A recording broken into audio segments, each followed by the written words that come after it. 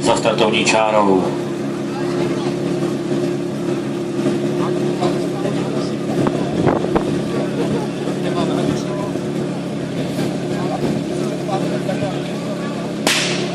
Bylo startováno zatím všechno v pořádku.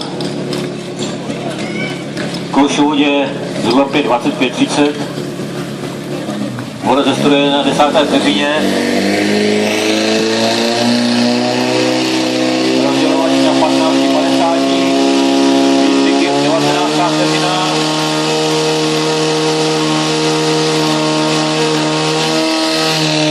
A výsledný čas je 24:01. 24:01 výsledný čas pro družstvo